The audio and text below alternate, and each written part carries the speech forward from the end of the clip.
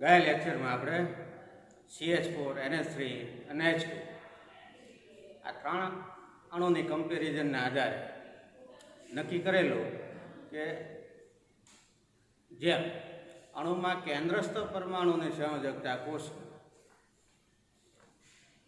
બંધકારક electron યુગ્મનું સ્થાન loan pair electron લે ત્યારે આ લોન પેર ઇલેક્ટ્રોનથી બંધકારક ઇલેક્ટ્રોન યુગ્મો વધારે અપાકર્ષણ અનુભવીને એકબીજાની નજીક આવશે. એટલે CH4માં બધા જ બંધકારક ઇલેક્ટ્રોન યુગ્મો હતા. એમાં બંધ ખૂણો 109 ડિગ્રી 28 મિનિટનો જોવા મળતો. NH3માં 3 બંધકારક અને 1 લોન પેર ઇલેક્ટ્રોનના કારણે બંધ ખૂણો 109 ડિગ્રી 28 મિનિટથી ઘટીને 107 ડિગ્રી 4 મિનિટ જેટલો જોવા મળે. જ્યારે H2Oમાં ઓક્સિજન પરમાણુની સંયોજકતા કોષમાં 2 લોન પેર અને 2 બંધકારક ઇલેક્ટ્રોન. 2 લોન પેર ઇલેક્ટ્રોનના કારણે બંધકારક ઇલેક્ટ્રોન યુગ્મો વધારે નજીક આવે. બંધ ખૂણો 104 ડિગ્રી 27 મિનિટ જેટલો જોવા મળે. તો આ ત્રણ અણુની કમ્પેરિઝનના આધારે આપણે નક્કી કરી શકીએ કે અણુમાં કેન્દ્રસ્થ પરમાણુની સંયોજકતા કોષમાં જ્યારે બંધકારક ઇલેક્ટ્રોન યુગ્મનું સ્થાન લોન પેર ઇલેક્ટ્રોન લે ત્યારે આ લોન પેર ઇલેક્ટ્રોનથી બંધકારક ઇલેક્ટ્રોન યુગ્મો વધારે અપાકર્ષણ અનુભવીને એકબીજાની નજીક આવે. તો અણુમાં કેન્દ્રસ્થ પરમાણુની સંયોજકતા કોષમાં બંધકારક ઇલેક્ટ્રોન યુગ્મની સાથે લોન પેર ઇલેક્ટ્રોન હોય ત્યારે ઇલેક્ટ્રોન યુગ્મો વચ્ચે થતા અપાકર્ષણ 3 પ્રકારે આપણને જોવા મળે. અને આ 3 પ્રકારના અપાકર્ષણો આપણે ધ્યાનમાં લેવા પડે. બંધકારક ઇલેક્ટ્રોન યુગ્મો વચ્ચેના અપાકર્ષણ એટલે બોન્ડ પેર અપાકર્ષણ, બોન્ડ પેર લોન પેર અપાકર્ષણ અને લોન પેર અપાકર્ષણ. બોન્ડ પેર અપાકર્ષણ સૌથી ઓછું જોવા મળે. એના કરતાં વધારે અપાકર્ષણ છે એ bond pair lone pair electron યુગ્મો વચ્ચે થાય અને સૌથી વધારે અપાકર્ષણ લોન પેર ઇલેક્ટ્રોન યુગ્મો વચ્ચે થાય. એટલે અપાકર્ષણો બોન્ડ પેર વચ્ચે અપાકર્ષણ થાય એના કરતાં વધારે બોન્ડ પેર લોન પેર અને એના કરતાં વધારે લોન પેર.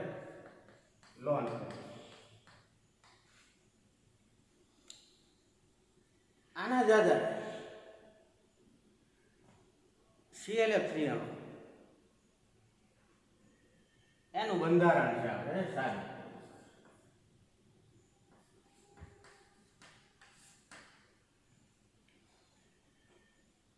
અને બહુ મજા આવે એવું ClF3 નું બંધારણ છે. જો આપણને ખ્યાલ આવે, કેમ કે એમાં થોડું ઘણું ધ્યાન રાખવા જેવું છે. જો ધ્યાન નહીં રાખીએ તો આપણને ખ્યાલ નહીં આવે. એટલે ઘરે બેઠા પ્રયત્નો આપણે કરવાના. જો પ્રયત્ન કરશો તો સહેલું લાગશે, પ્રયત્ન નહીં કરો તો અઘરું લાગશે. ClF3 નું બંધારણ છે. એમાં આ અપાકર્ષણના નિયમનો ઉપયોગ કરીને આપણે સાબિત કરવું છે. આ અપાકર્ષણના નિયમનો ઉપયોગ કરવાનો એટલે ClF3માં કેન્દ્રસ્થ પરમાણુ ક્લોરીન પરમાણુ એની સંયોજકતા કોષમાં બંધકારક ઇલેક્ટ્રોન યુગ્મો છે અને લોન પેર ઇલેક્ટ્રોન પણ છે. એટલે ત્રણેય પ્રકારના અપાકર્ષણો આપણે ધ્યાનમાં લેવાના છે. અને ClF3ના જુદા જુદા શક્ય બંધારણો આપણે જોવા છે. અને આ બંધારણોમાંથી કયું બંધારણ સાચું તે આપણે પુરવાર કરવાનું છે. અને સાબિતી સાથે પુરવાર કરવાનું છે કે આ બંધારણ છે એમાં અપાકર્ષણ ઓછામાં ઓછું થાય છે. અને જે બંધારણમાં અપાકર્ષણ ઓછામાં ઓછું થતું હોય તે બંધારણ સાચું હોઈ શકે. તો જુદા જુદા શક્ય બંધારણો આપણે જોઈએ અને કમ્પેરિઝન કરીએ કે કયા બંધારણમાં અપાકર્ષણ ઓછામાં ઓછું થાય છે. તો ClF3માં કેન્દ્રસ્થ ક્લોરીન પરમાણુ ઇલેક્ટ્રોન સંરચના આપણે જોઈએ તો ક્લોરીન પરમાણુ પાસે 17 ઇલેક્ટ્રોન 10 ઇલેક્ટ્રોન નિયોનમાં ગોઠવીએ તો બાકીના 7 ઇલેક્ટ્રોન વધે. આ 7 ઇલેક્ટ્રોનમાંથી 2 ઇલેક્ટ્રોન 3s કક્ષકમાં અને 5 ઇલેક્ટ્રોન 3p કક્ષક. 3s કક્ષક અને 3p કક્ષક એને આપણે બોક્સમાં દર્શાવીશું. તો ઇલેક્ટ્રોન સંરચના આપણે આ રીતે લખીશું. એક 3p કક્ષકમાં ઇલેક્ટ્રોન અયુગ્મિક રીતે ગોઠવાય. આ ઉપરાંત આપણે જોઈએ તો ક્લોરીન પરમાણુની સંયોજકતા કોષ છે એમાં 3s 3p આ બે કક્ષકો જ નથી, એમાં 3d કક્ષક પણ છે. ભલે એમાં ઇલેક્ટ્રોન એક પણ નથી ગોઠવાયેલો, પણ આપણે સંયોજકતા કોષમાં 3d કક્ષક દર્શાવ્યું. એટલે અહીંયા 3d કક્ષક છે એની 5 કક્ષકો આપણે દર્શાવવી પડે. અને આ ક્લોરીન પરમાણુનો સંયોજકતા કોષ. તો ભૂમિ અવસ્થામાં ઇલેક્ટ્રોન સંરચના આપણે લખીએ તો આ પ્રકારે લખી શકીએ. પણ Cl3 નાણુમાં આપણે જોઈએ તો ક્લોરીન પરમાણુ સાથે 3 ક્લોરીન પરમાણુ જોડાયેલા છે. એટલે ક્લોરીન પરમાણુની 3 કક્ષકો પાસે અયુગ્મિક ઇલેક્ટ્રોન હોવા જોઈએ. જો એક જ કક્ષક પાસે અયુગ્મિક ઇલેક્ટ્રોન હોય તો એક પરમાણુ સાથે જોડાઈને બંધ બનાવી શકે, એક કરતાં વધારે પરમાણુ સાથે જોડાઈને બંધ બનાવી શકે. એટલે ક્લોરીન પરમાણુની 3 કક્ષકો પાસે અયુગ્મિક ઇલેક્ટ્રોન હોવા જોઈએ. તો ઉત્તેજિત અવસ્થામાં ક્લોરીન પરમાણુની નીચી શક્તિ ધરાવતી કક્ષકમાંથી ઇલેક્ટ્રોન ઊંચી શક્તિ ધરાવતી કક્ષકમાં ગોઠવે. એટલે ઉત્તેજિત અવસ્થામાં ઇલેક્ટ્રોન સંરચના આપણે લખીએ તો 3p માંથી એક ઇલેક્ટ્રોન 3d કક્ષકમાં ગોઠવાય. એટલે હવે અહીંયા 3p માં 4 ઇલેક્ટ્રોન 3d કક્ષકમાં છે. હવે આપણે જોઈએ તો 3 કક્ષકો પાસે અયુગ્મિક ઇલેક્ટ્રોન છે. તો ક્લોરીન પરમાણુની આ 3 કક્ષકો પાસે રહેલા અયુગ્મિક ઇલેક્ટ્રોન સાથે ક્લોરીન પરમાણુનો ઇલેક્ટ્રોન સંયોજક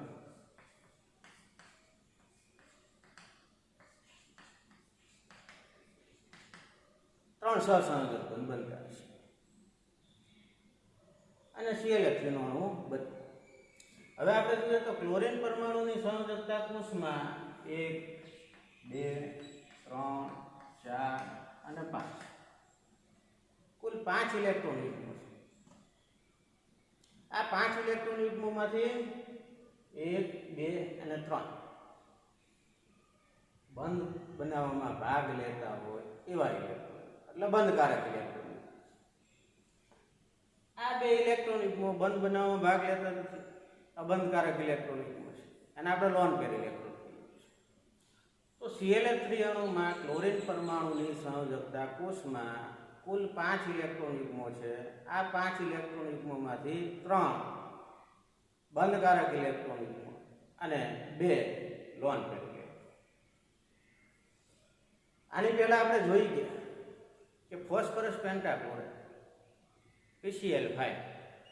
PCl5 માં ફોસ્ફરસ પરમાણુની સંયોજકતા કોષમાં ઇલેક્ટ્રોન યુગ્મની સંખ્યા 5 છે, પણ એમાં બધા જ બંધકારક ઇલેક્ટ્રોન યુગ્મો છે. અને આ 5 ઇલેક્ટ્રોન યુગ્મો અવકાશમાં એવી રીતે ગોઠવાય કે જેથી તેમની વચ્ચે ઓછામાં ઓછું અપાકર્ષણ અનુભવે. તો આ 5 ઇલેક્ટ્રોન યુગ્મોમાં ફોસ્ફરસમાં 3 ઇલેક્ટ્રોન યુગ્મો એક જ સમતલ ત્રિકોણાકાર અને 2 આ સમતલને લંબ. એટલે એનો આકાર આપણે જોઈએ તો ત્રિકોણીય બાય પિરામિડ. એક ઉપરની બાજુ પિરામિડ બને, એક નીચેની બાજુ. બંધ ખૂણો આપણે જોઈએ તો એક જ સમતલમાં છે 120 ડિગ્રી. સમતલને લંબ છે એ 90 ડિગ્રી. અને બે સમતલને લંબ ગોઠવાયેલા છે એમની વચ્ચે 180 ડિગ્રી. એટલે બંધ ખૂણા આપણે જોઈએ તો એમાં 3 જોવા મળે: 90 ડિગ્રીનો, 120 ડિગ્રીનો અને 180 ડિગ્રી. તો ClF3 માં તે ઇલેક્ટ્રોન યુગ્મની સંખ્યા 5 છે. ઇલેક્ટ્રોન યુગ્મની સંખ્યા 5 હોય તો PCl5 ની જેમ જ તેમાં ઇલેક્ટ્રોન યુગ્મો ગોઠવાતા હોવા જોઈએ, 3 સમતલમાં અને 2 સમતલને લંબ. પણ PCl5 માં બધા જ બંધકારક ઇલેક્ટ્રોન યુગ્મો છે એટલે એને આ રીતે આપણે ગોઠવીશું. પણ ClF3 માં કેન્દ્રસ્થ પરમાણુ ક્લોરીન પરમાણુની સંયોજકતા કોષમાં 5 ઇલેક્ટ્રોન યુગ્મોમાંથી 2 ઇલેક્ટ્રોન યુગ્મો લોન પેર છે અને 3 ઇલેક્ટ્રોન યુગ્મો બોન્ડ પેર. એટલે એને આપણે જુદી જુદી રીતે ગોઠવી શકીએ. આ 5 સ્થાનોમાંથી કોઈ પણ સ્થાનોમાં બંધકારક અને લોન પેર ઇલેક્ટ્રોન આપણે મૂકવા પડે. તો બોન્ડ પેર અને લોન પેર આ ઇલેક્ટ્રોન આપણે મૂકીએ તો જુદી જુદી શક્યતાઓ આપણે વિચારી શકીએ. જુદા જુદા આપણને ઓપ્શન મળે, એક કરતાં વધારે. કેમ કે PCl5 માં આપણને કોઈ ઓપ્શન મળતો નથી. બધા જ કેન્દ્રસ્થ પરમાણુ સાથે બધા ક્લોરીન પરમાણુ જોડાયેલા છે, બધા બંધકારક ઇલેક્ટ્રોન. પણ અહીંયા બંધકારક ઇલેક્ટ્રોન યુગ્મની સાથે લોન પેર હોવાથી આપણને ClF3 માં આ ઇલેક્ટ્રોન યુગ્મો જુદી જુદી જગ્યાએ ગોઠવીએ એટલે આપણને એક કરતાં વધારે ઓપ્શન મળે કે બંધારણ મળે. હવે ClF3 નું બંધારણ તો કોઈ એક જ પ્રકારે હોય, 3-4 એના બંધારણ હોઈ શકે નહીં. તો એમાંથી સાચું બંધારણ કયું એ આપણે અપાકર્ષણના નિયમના આધારે સાબિત કરવું. તો આટલું સમજાવી ગયું છે. આગળ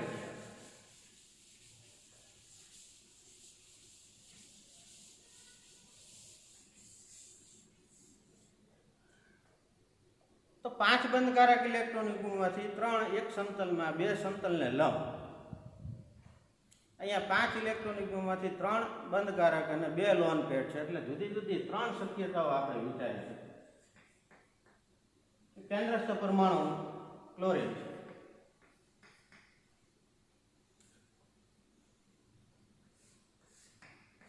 આ રીતે આપણે 3 એક સમતલમાં અને 2 સમતલને લંબ.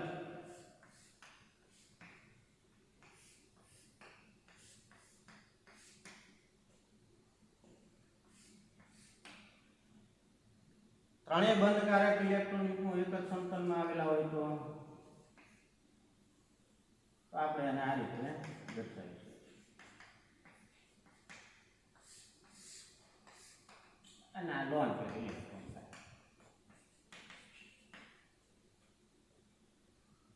3 માંથી 2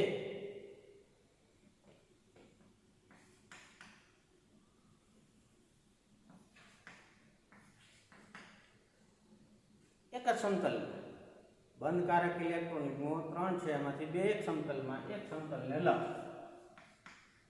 તો લોન પેર છે આ 2 સ્થાનોમાં.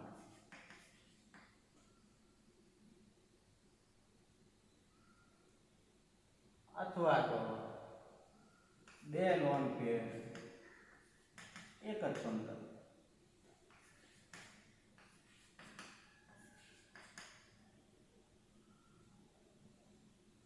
બે લોન પેર એક જ સમતલમાં, બંધકારક ઇલેક્ટ્રોન યુગ્મો, સમતલને લંબ અને એક સમતલ. એટલે 3 ઓપ્શન છે. બરાબર. આનાથી વધારે ઓપ્શન છે એ થશે. 3 ઓપ્શન છે તમને જોવા મળે. એક 3 એક જ સમતલમાં આવેલા હોય બંધકારક, 3 માંથી 2 સમતલમાં આવેલા હોય, 2 સમતલને લંબ, 3 માંથી 1 સમતલમાં, 2 સમતલ. આ 3 થી વધારે ઓપ્શન તમને મળવાના નથી. ઘરે પ્રયત્ન કરી જોજો. આ 3 માં જ તમે અટકી જશો. બંધકારક અને લોન આ ઇલેક્ટ્રોન યુગ્મોને આપણે ગોઠવવા હોય તો આ 3 રીતે જ ગોઠવી શકીએ, આનાથી વધારે રીતે આપણે ગોઠવી શકીએ.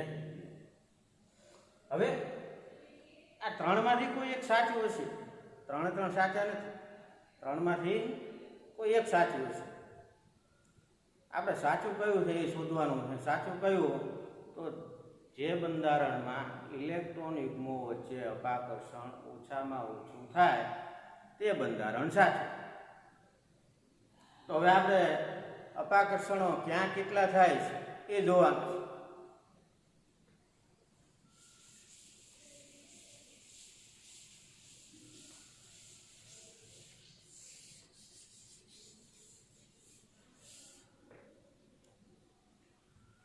તો 3 બંધારણો આપણે જોઈએ, પહેલું, બીજું અને ત્રીજું. પહેલામાં કેન્દ્રસ્થ ક્લોરીન પરમાણુ સાથે 3 બંધકારક ઇલેક્ટ્રોન યુગ્મો એક જ સમતલ અને 2 લોન પેર સમતલને લંબ. બીજામાં કેન્દ્રસ્થ ક્લોરીન પરમાણુ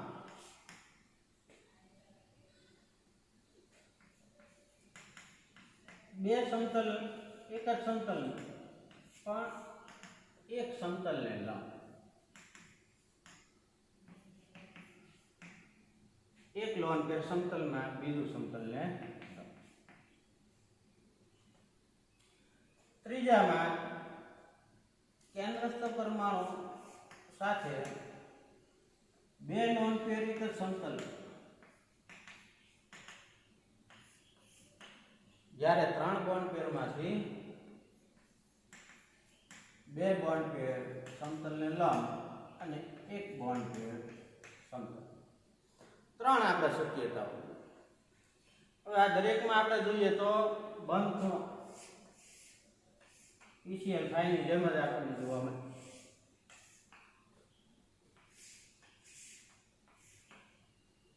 જે સમતલમાં છે એમની વચ્ચે 120 ડિગ્રીનો, સમતલને લંબ છે એ સમતલ સાથે 90 ડિગ્રીનો ખૂણો બનાવશે અને 2 સમતલને લંબ ગોઠવાયેલા છે એકબીજા સાથે 180 ડિગ્રીનો ખૂણો. એટલે 3 ખૂણા જોડાય, એક 90 ડિગ્રીનો ખૂણો, બીજો 120 ડિગ્રીનો ખૂણો અને ત્રીજો 180 ડિગ્રી. 3 પ્રકારના અપાકર્ષણો થાય. બોન્ડ પેર વચ્ચેનું અપાકર્ષણ, બોન્ડ પેર લોન પેર વચ્ચેનું અપાકર્ષણ, લોન પેર વચ્ચેનું અપાકર્ષણ. દરેક બંધારણમાં આપણે જોવાનું છે ક્યાં કેટલી સંખ્યામાં કયા પ્રકારના અપાકર્ષણો જોવા મળે છે. પહેલા બંધારણમાં આપણે જોઈએ તો 90 ડિગ્રી અપાકર્ષણ હોય એવા કેટલા છે?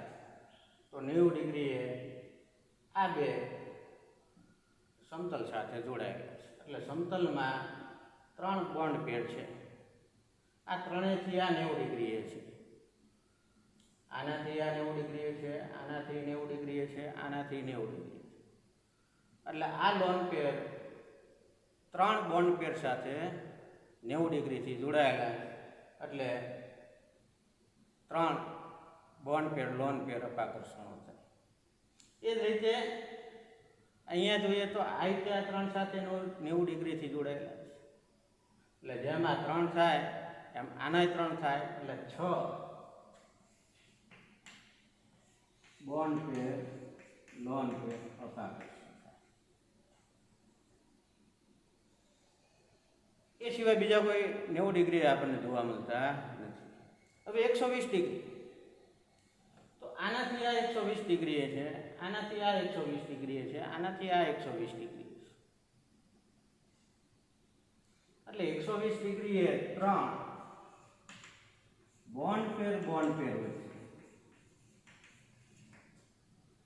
કેમ કે ત્રણેય તે બંધકારક ઇલેક્ટ્રોન, બોન્ડ પેર અપાકર્ષણો આપણને જોવા મળે છે. એ સિવાય બીજા 120 ડિગ્રી આ પહેલા બંધારણમાં આપણને જોવા મળતા નથી.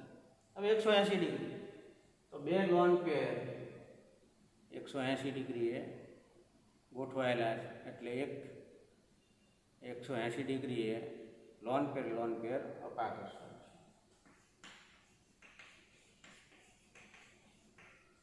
એટલે ટોટલ આપણે જોઈએ તો 6 ને 3 9 ને 1 10, કુલ 10 અપાકર્ષણ. અહીંયા પહેલું બંધારણ આને કીધું, બીજું આને કીધું, ત્રીજું આને કીધું. આ ક્રમ છે એ ગમે તે રીતે આપી શકાય. એવું નથી કે આને પહેલું અપાય, આને પહેલું આપવું, આને પહેલું અપાય, પણ એનો ડેટા એ બાજુ આવે. એટલે આ ગોખવાનું નહીં, સમજીને તૈયાર કરવું. ક્રમ જે આપવું હોય પણ અપાકર્ષણો આપણને નક્કી કરતા આવડવું જોઈએ. બીજા બંધારણમાં તો બીજા બંધારણમાં 90 ડિગ્રી, આ 90 ડિગ્રી આનાથી લોન પેર બોન્ડ પેર એટલે બે બોન્ડ પેર બોન્ડ,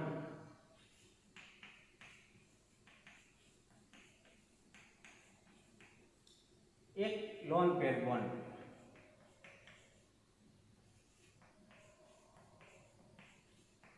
એ જ રીતે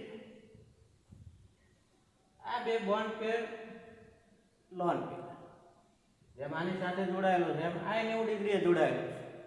એટલે બોન્ડ પેર લોન પેર લોન પેર એટલે બે બોન્ડ પેર લોન પેર બીજા આવે એટલે 2 ને 2 4. એના પછી આપણે જોઈએ તો એક લોન પેર 90 ડિગ્રી, બોન્ડ પેર નહીં થઈ 2 અને આ અહીંયા 3. બોન્ડ પેર લોન પેર 1 અને બોન્ડ પેર લોન પેર એમ કુલ 3. આ બે બોન્ડ પેર 2 અને એક લોન પેર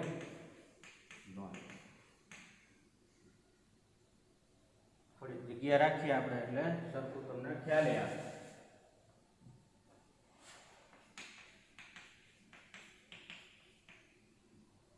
આને થોડુંક નીચે ઉતારી.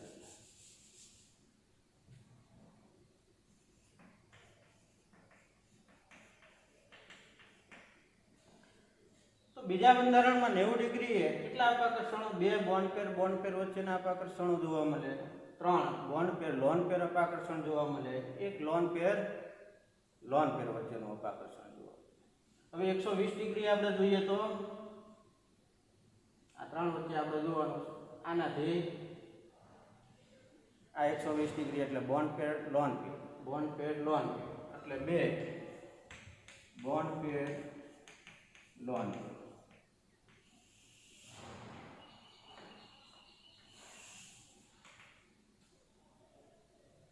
આપણે જુદા કાઢી શકીએ. એના માટે તો 120 ડિગ્રી બે બોન્ડ પેર લોન પેર, પછી એક બોન્ડ પેર એ 120 ડિગ્રી છે.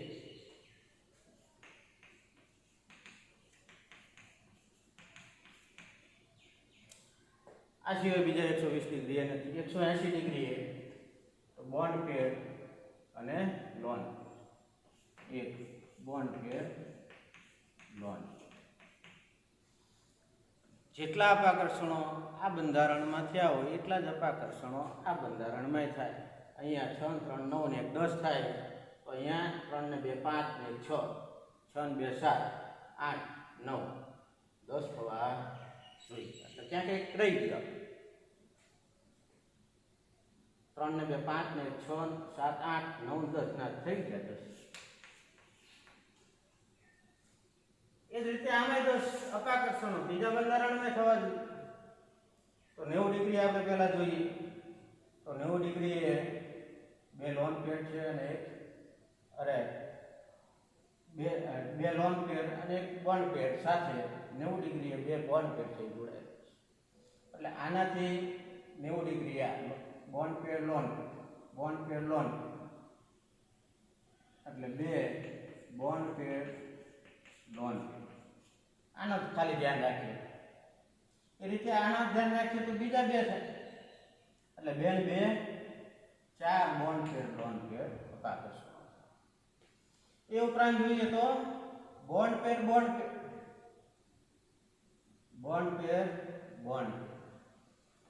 એટલે બે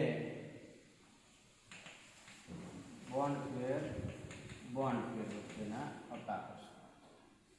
એટલે 90 ડિગ્રીના પેલા આપણે જોઈએ તો 6 અપાકર્ષણો માંથી 4 બોન્ડ પેર લોન પેર. કયા 4? 1 2 3 4. 2 બોન્ડ પેર 1 2. હવે 120 ડિગ્રીમાં આપણે જોઈએ તો 120 ડિગ્રીમાં બોન્ડ પેર લોન પેર એટલે 2 બોન્ડ પેર લોન પેર અપાકર્ષણ. 120 ડિગ્રીમાં એક લોન પેર વચ્ચેનો અપાકર્ષણ.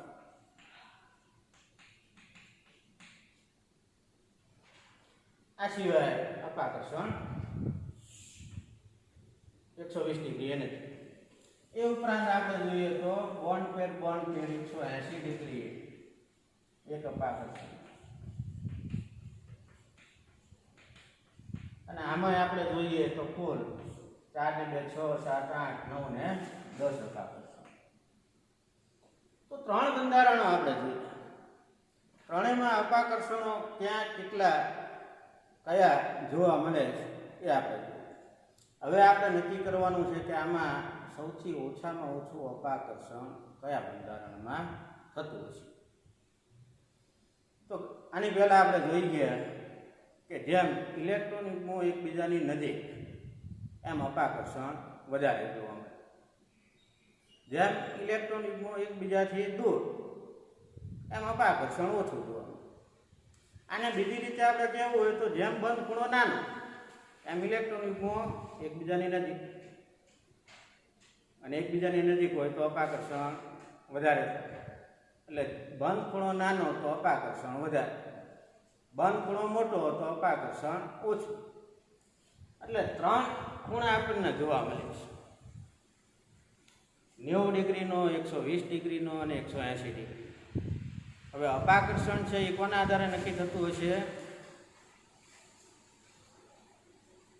ઓછો ખૂણો છે ત્યાં જ આપણે વધારે અપાકર્ષણો ધ્યાનમાં લેવું. તો મોટા બંધ ખૂણા છે એને આપણે અવગણી નાખીએ. 120 ડિગ્રી અને 180 ડિગ્રી ના ખૂણે જે અપાકર્ષણો થાય છે એને અવગણી નાખીએ તો આટલો પોર્શન છે આપણે કાઢી.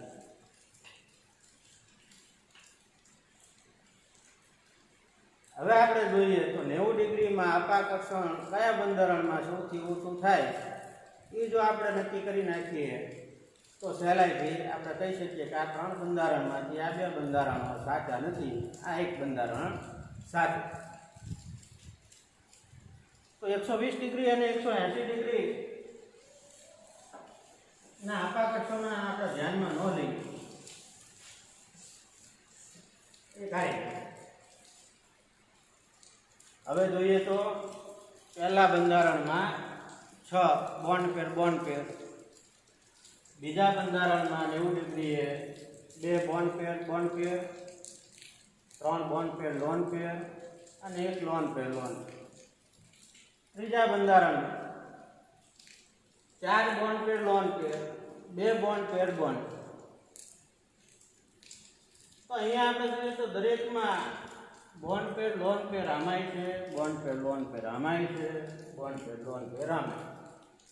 આમાં 6 અપાકર્ષણો છે, આમાં 3 છે, આમાં 4. એટલે 3 તો બધામાં છે એમ કેવું જ આપણે કહી શકીએ. 3 બધામાં છે તો બધામાંથી 3 બોન્ડ પેર લોન પેર અપાકર્ષણો બાદ કરી નાખીએ આપણે તો 6 માંથી 3 બાદ કરીએ તો 3. અહીંયા 3 છે, 3 બાદ કરી નાખીએ તો 0 થઈ જાય છે અને આપણે ગાડી. અહીંયા 4 બોન્ડ પેર લોન પેર છે, એમાંથી 3 બાદ કરીએ તો 1 વધે.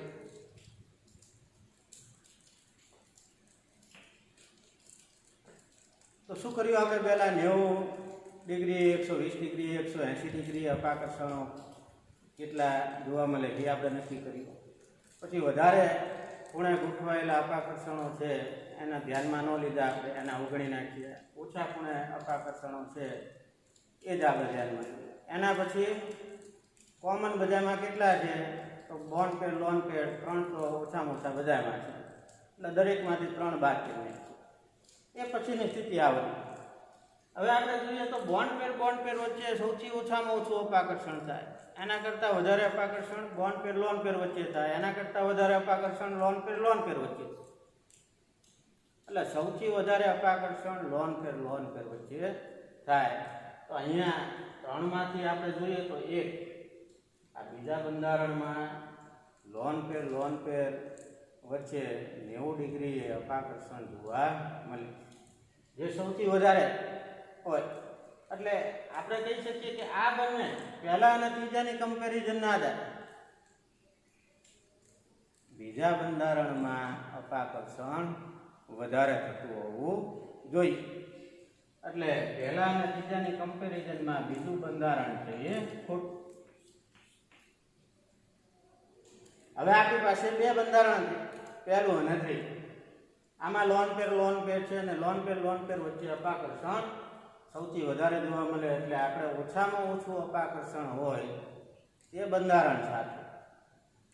એટલે આપણે ઓછામાં ઓછું શેમાં જઈ જવાનું? એટલે આમાં ઓછામાં ઓછું નથી, એટલે આને આપણે દૂર કરી નાખીએ.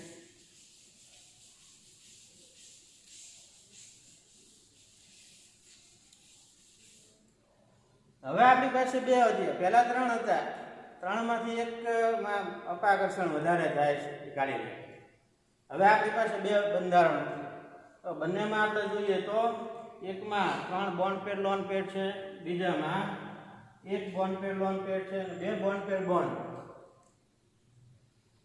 ફરીથી પાછું આપણે જોઈએ તો બંધકારક ઇલેક્ટ્રોન યુગ્મો વચ્ચે અપાકર્ષણ ઓછું થાય, એના કરતાં વધારે બોન્ડ પેર, લોન પેર વચ્ચે થાય.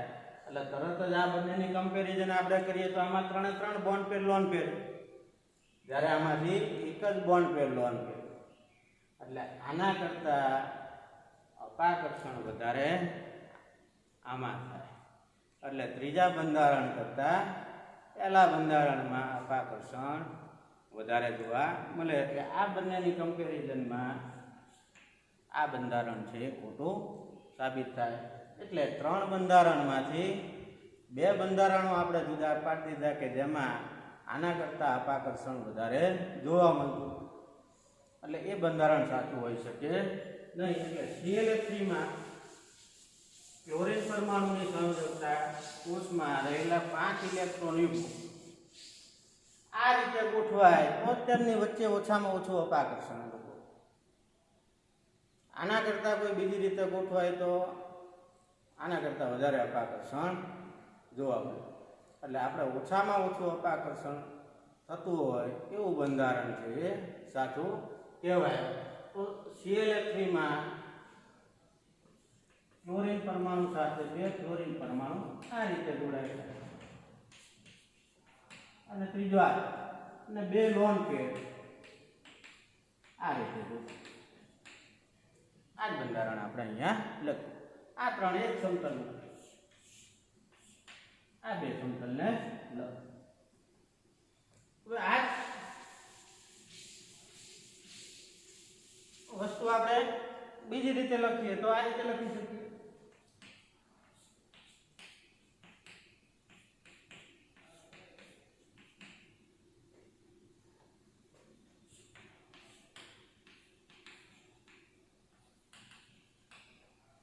આના 2 સરખું જ છે, આ 3 એક સમતલ.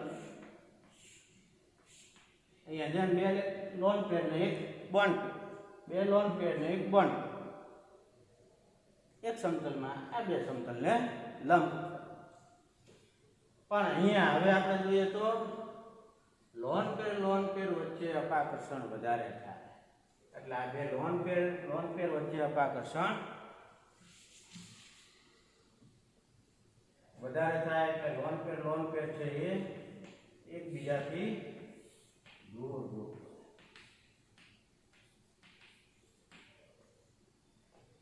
પછી આ લોન પેર થી બોન્ડ પેર એ વધારે અપાકર્ષણ અનુભવે એટલે એનાથી દૂર જવાનો પ્રયત્ન.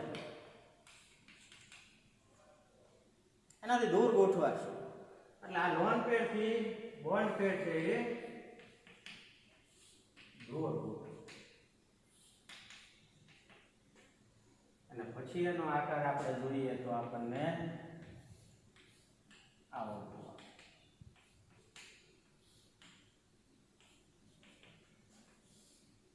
આ ટી શેપ જુઓ. જો આ રીતે જ હોય તો અહીંયા 90 ડિગ્રીનો બંધ ખૂણો થાય. પણ લોન પેડથી બોન્ડ પેડ વધારે અપાકર્ષણ અનુભવે એટલે એનાથી દૂર જાય.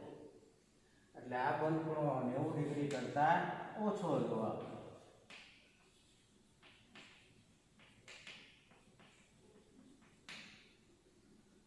87.5 ડિગ્રી જેટલો જોવા મળે છે.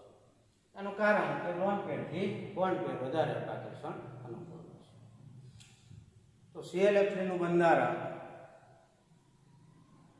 સમજવા માટે અગત્યનું છે, પરીક્ષા માટે અગત્યનું છે. એટલે વ્યવસ્થિત તૈયારી સાથે કરી નાખો. એમાં અપાકર્ષણો આપણે ધ્યાનમાં લેવાના છે. પહેલી વસ્તુ તો અપાકર્ષણો કેટલા પ્રકારે છે એની આપણને ખબર હોવી જોઈએ. કોની વચ્ચે અપાકર્ષણો થાય છે, કેટલા થાય છે, કેટલા અંશના ખૂણે ગોઠવાય છે, ક્યાં અપાકર્ષણ વધારે થાય, ક્યાં અપાકર્ષણ ઓછું થાય, આ નક્કી કરતાં આપણને આવડે તો ClF3 નું બંધારણ ગમે ત્યારે ગમે ત્યાં આપણે સમજાવી શકીએ. તો ClF3 નું બંધારણ તમારા મગજમાં ઉતરી ગયું હશે, પણ એક વખત સમજી ગયા હોય તો તમારી રીતે ત્રણેય બંધારણ લખીને એના અપાકર્ષણો કેટલા અંશના ખૂણે કેટલા છે એ નક્કી કરવા. બધું પૂરું થઈ જાય પછી મેચ કરો કે આપણે બરાબર કર્યું છે કે નથી કર્યું.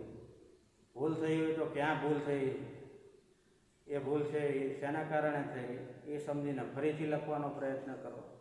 તો વારંવાર પ્રેક્ટિસ કરશો તો ભૂલે ઓછી પડશે અને સારી રીતે તમે તૈયારી કરી શકશો. કોઈ પણ વિષય હોય, કોઈ પણ ટોપિક હોય, મહેનત તો આપણે કરવી જ પડે.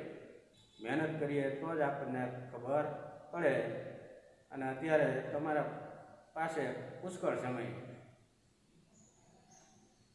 મહેનત જેટલી કરવી હોય એટલી કરી શકાય એમ છે. બરાબર. એટલે સમયનો સદુપયોગ કરીને બને એટલો પ્રયત્ન કરજો. નેક્સ્ટ લેક્ચરમાં આપણે આગળ વધારે જોઈશું. આમાં કોઈને હજી ખબર ન પડી હોય તો વિના સંકોચ મારા વોટ્સએપ નંબર ઉપર તમારો જે કંઈ પ્રોબ્લેમ હોય એ લખીને મોકલજો અને 100% હું ક્લિયર કરવાનો પ્રયત્ન કરીશ. બરાબર. ચાલો નેક્સ્ટ ટાઈમ મળશું.